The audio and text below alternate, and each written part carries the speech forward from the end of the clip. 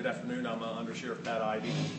I'm here today to discuss the arrest of one of our employees. Back in August, our Integrity Special Investigations Unit had received information that we had, or allegations that we had an employee, a corrections officer, that was introducing contraband into the jail. The information came from an inmate. This was unsolicited information, so this information was freely given. We took several weeks to look into this information, and I'm kind of sad to say that what we discovered, and the allegations were true, that a 3-year employee of the Jacksonville Sheriff's Office in the Department of Corrections, Brandon Scott Maynard, was introducing cigarettes and sexually explicit magazines for an inmate. And this was being facilitated by the contact between the employee, the corrections officer, and a female associate of the inmate, where she was bringing them to the employee, who was then introducing them into the detention center and then getting them to the inmate, allegedly for pay, for money.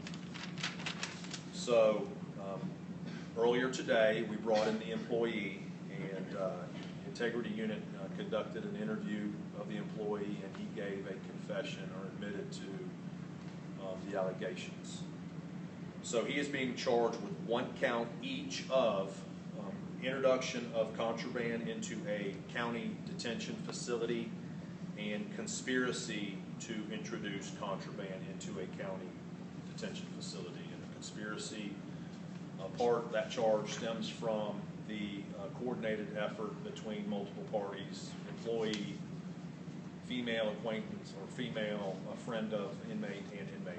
So there's where the conspiracy comes from. So he is, this is, if you look at the time on the arrest docket, this is pretty fresh, and I will answer a few questions.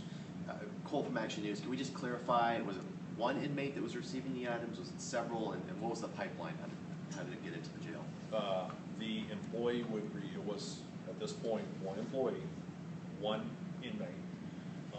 He would meet the inmate's friend, who would give the items to the corrections officer, who would then take them inside the facility for the purposes of giving them to the inmate, allegedly for the inmate in turn to facilitate the corrections officer employee to receive money. Kamasi with Channel 4. How often were they meeting, and where were they meeting? They were meeting obviously outside the detention facility.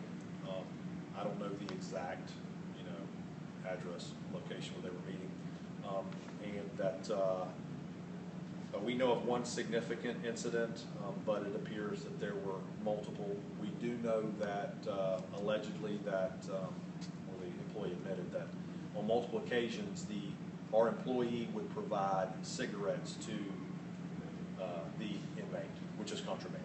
They're not allowed to have it. So on multiple occasions. Joe Kaczynski with First Coast News. Do we know if there was any prior relationship with this employee and either the inmate or the inmate's friend who he was? Not that we know of at this point. Stephanie Brown with WOKP. You mentioned at least 1 significant incident. What does that mean? Meaning an incident where there were multiple items instead of singular cigarettes and things of that nature. Would he be identifying the inmate, and is he still in custody in the jail? Inmate is still in custody because this is fresh, as you can probably look at the time on the docket. There are still some investigative points that we are working through in regards to this, so we're not going to identify him.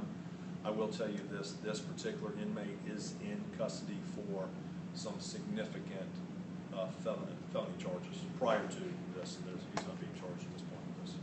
Any other questions? Will the associate who supplied the items to the officer face potential charges? We've got to look at all that. Our initial investigation was to stop that pipeline, as you called it, of that contraband entering into the facility. So we addressed that today. The employee has chosen to go on leave without pay. At this point, they have that that choice to do so. And they're being arrested, then obviously they'll be on leave without pay. Undersheriff, real quick, my rough estimate within this year, it's at least the 4th or 5th JSO employee arrested. Could you maybe clarify that number, and also, does this result more of a crackdown or anything under the new administration with Sheriff Williams, or it seems like there's more of these press conferences happening? Comparative, there were 6 all of last year. Now, this is employees. I don't have that number 6 number broke down, because you got to remember, employees at Jacksonville Sheriff's Office can be sworn, which is your police officer, your corrections officer, or your civilian employees. So you've got 3 pools of employees in that overall employee number. So I don't have the breakdown. I just know that we had 6 employees arrested last year, all of last year. This year, year to date, we are Officer Maynard is number 11. In regards to, it's been 5 police, 3 corrections, and 3 civilians of that 11. That's this year's numbers. I have that breakdown. More of a crackdown, no. I just think that we are being made aware of some items, or I'll say some incidents that are occurring, and our integrity unit has done a good job of sorting through complaints and getting to the bottom of it rather quickly. This took, quickly took 2 months, but getting to a point to where we can stop unacceptable behavior. So I've got to tell that they're doing a very good job. Do you know if... Joe Daraskovich, Times Union. Can you talk about the circumstances of that original tip back in August? Was it, was there some kind of an incident back then that the tip came from, or what? How did that tip come across? At this point, the information that I have is that the inmate reached out to, the information made its way to our integrity unit. And basically that's it. And I'll take one more question. Do you know how the first approach, so to speak, happened? Was it the inmate who reached out to the corrections officer? Did the corrections officer seem willing to the inmates? And also just knowing that an officer developed some kind of relationship with someone who had been charged with significant felonies, speak to that. First off, I don't know who initiated contact. It wouldn't matter once the act has been committed. It's still what it is, violation of law. It's a felony. Both of those charged with felonies. We should not develop those type of relationships. Case in point, right here, what we're dealing with. It makes the officer, if they don't have a strong enough personality, become vulnerable for things of this nature, and it occurs. So I appreciate your time in reference to this, and thank you. Thank you. Thank you.